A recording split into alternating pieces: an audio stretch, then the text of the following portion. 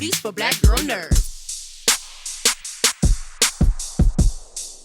Hi, how you doing? I'm so excited to be on here with you. All right, I'm all right. How are you doing? I'm doing well. So I just want to get right into it.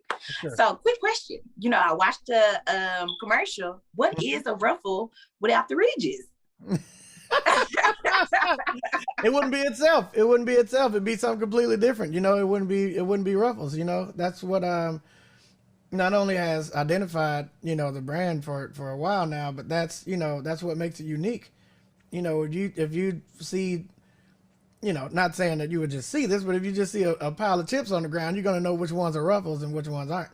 You know what I'm saying? It's that's just how it is, and that's what makes them unique. That's what makes the whole branding out there and the campaign that we're running with right now. That's what really makes it make sense. You know what you're looking at. You know what you got. You know what you have in your hand. It's unique.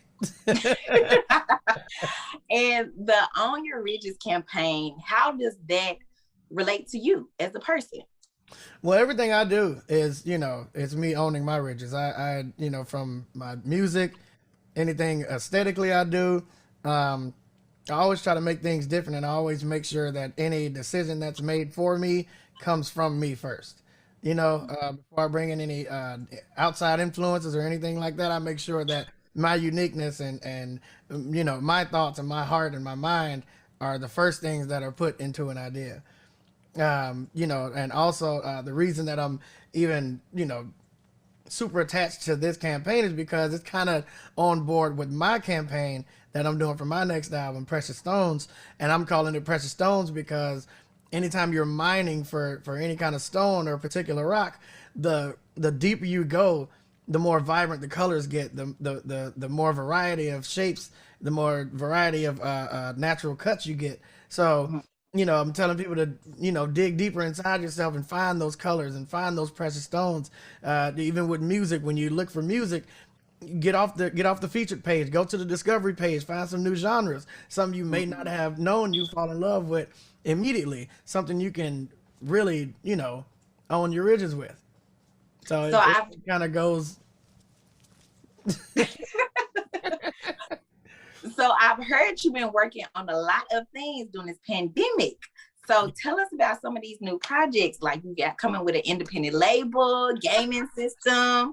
Give us what you've been working on. We got we got Nappy Boy Entertainment, new label. We got a bunch of artists, Young Cass, Cheo Nash, Piao, Spring Break. We're just doing a lot of branding and artist development and stuff like that. So that's I got that part pretty much ready to go. Nappy Boy Gaming, we it's a gaming organization. We're signing smaller streamers and using my platform to bring up their numbers and bring up their awareness and stuff like that, and all different kinds of it's basically a minority based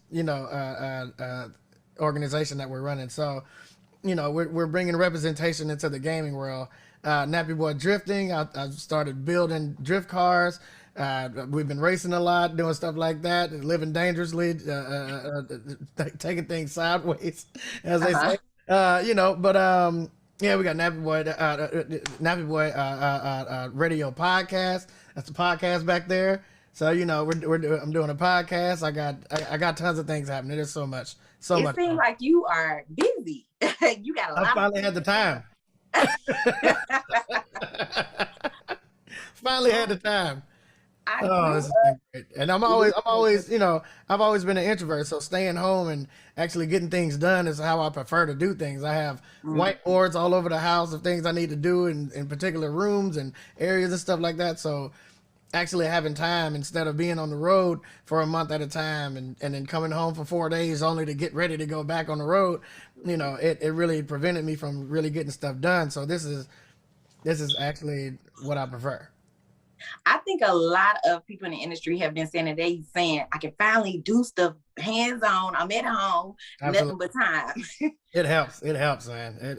Because usually we have to, get a giant team to handle these things while we're doing music or while we're doing, tours and stuff like that. But now we can, do it ourselves and save a little money on the side too. You got to pay 1,000 people to do the small things. I just need you to transfer this file. Just email this thing from my computer. I don't have to pay you $3,000 a week for that. Right. I can just do that now, so it helps. But you know, that's a part of it. And I know in the commercial they mentioned about the Autotune. Mm-hmm. So I feel like, well, let me get your thoughts. So of course I was raised on your music, Mm-hmm. and I know a lot of people might have, you know, those shade or comments about you using Autotune, but you have showed us numerous of times that you sound just as good without it. So still to this day, does it bother you with the jokes and comments or shade about the Autotune? Oh no. Oh no. The way that it's spread and the way that everybody's using it now, that lets me know Yeah. I've been doing the right thing from the beginning. Because So do you, if I wasn't doing the right thing, nobody would have done it. Like nobody else would have done it. Why would you copy something that's bad? So I know I've been doing the right thing from the jump, so that especially was the my way that other it's spread. question. Yeah, Do you think not you gonna. influenced for people to start back using Autotune from Absolutely. back in the day when you was using it? Yeah, it hasn't gone anywhere, and it hasn't been any different. And the fact that people are like, even newer artists are still using it, and you know, people are coming into it and still using it. I knew I was doing the right thing. It just I needed everybody else to catch on. Right. I was always good. And you did a versus battle with the King of Crunk, Lil Jon, which Yes. was one of my favorite verses because I literally raised up on both of you all's music. Thank you. Did you receive any kudos or heard from anybody in the industry that you probably was surprised to hear from after that battle? Man, everybody. It was amazing. Everybody, my phone wouldn't stop ringing after that. It was pretty cool though. You know, people I haven't talked to in a while, and people that I had talked to the week before. You know, and they didn't know it was going to be like that. They didn't know that it was going to be that fun. Most people just calling me to tell me how fun it was. You know, and we brought the energy to the place. But a lot of people don't know that me and Lil Jon already do that. For some reason, people like to book us in the same places all the time. And Oh, okay. yeah, if I'm performing, then he's DJing, and then I end up going to DJ with him, and we just go back and forth with our songs. It always happens. So you know, we always do that anyway. So that was like a natural thing for us. That wasn't like a, you know, something new that we weren't already doing. So that's why it was so fun, because we already know how to do that. Oh, okay. Yeah, I definitely didn't know that. I'm gonna have to catch next time y'all host. Yeah. When also, you know, you do a lot of, you know, more behind the scenes nowadays versus early 2000s. Hmm. So do you like TPain the artist or TPain the producer writer? I think I like the producer writer. Why is that? The one, because I'm lazy as hell. And I don't like promoting. I don't like I don't like, you know, I don't like promoting music and stuff. Like going to a ton of things to make sure people listen to my song and doing all this. Look, man, I'll produce it, I'll write it. You go do all the work. Like, I'll make you a great song. That I'll give you the tools you need to go out there on the road and do these press junkets and do all this stuff. I'll give you those tools. Mm-hmm. You go ahead and do that. I'd much rather make a beat right here where I'm sitting at, record it on this microphone, send it to them. You go ahead and re-record that, and I'm going back to bed.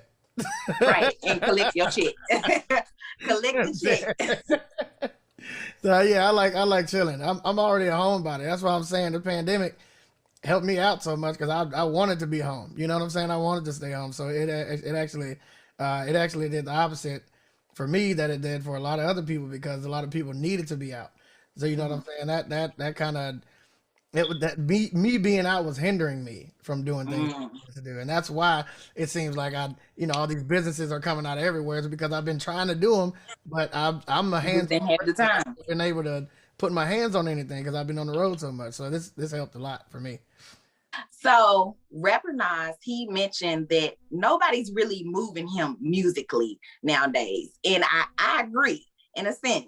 Mm-hmm. Because I feel like a lot of people are coming out with bops, but it's no classics like it was when I Right. was growing up. So what is your current thought on the current state of hip hop and R&B? Because now a song can get big on TikTok or a dance Mm-hmm. challenge, and the dance is more bigger than the artist, where you Right. don't even know who the artist is, you know who the person that came up with the dance. Exactly. So what is your current state or current thoughts on that? It's always been the same. It's always been the same. It's music hasn't changed. Nothing's changed. It's always it's about our attention span and what grabs our attention that has changed. Every era of music has had bad music, like really bad music. Every era, like we've always had. We can't talk about how the subject matter of what's going on these days because they got it from before that, and it wasn't like it's just about the cunning and the promotional tactics that have changed. It's about the like TikTok. We didn't have TikTok, so random songs didn't get super famous. It's about who was on a record label and had more money to put their song in your face more than somebody that can just drop their song on TikTok. You know what I'm saying? So it was the promotional tactics and things like that. It's our attention span. It's what's been making us pay attention to these songs and the current music. Or that's why I'm saying Precious Stones is about going around that stuff and going to find, if you don't want to hear Lil Yachty, go look for Anderson .Paak. If you don't want to hear Anderson .Paak, go look for Lil Yachty. If you don't want to hear Uzi, go look for Kendrick. Go, you know what I'm saying? You can go look for these things. And because I was dropping music kind of continuously the last 2 or 3 years, and I would always see people on Twitter like, TPain, when are you coming out with new music? And I'm like, did you even look? I dropped something yesterday. You didn't even look because you've been so flooded by things that get paid for to be put in your face. You're not going around that stuff. You're not going around the algorithms and looking for yourself. You're being told what to listen to. So it seems like this is it. You're being so forced to listen to a certain thing. You feel like this is it. And oh my God, I don't have any choice to listen to anything. There's other genres you can be listening to. There's other things you can discover that you can be listening to. It's about the popularity factor and making you feel like you don't have a choice to listen to anything else. So my thoughts on the current state is it's not the music that has changed. It's our attention that has changed. I agree on that one. Well, I appreciate you for sitting down and talking with me via via Zoom. So thank you so much. For sure. I really appreciate that. Thank you so much.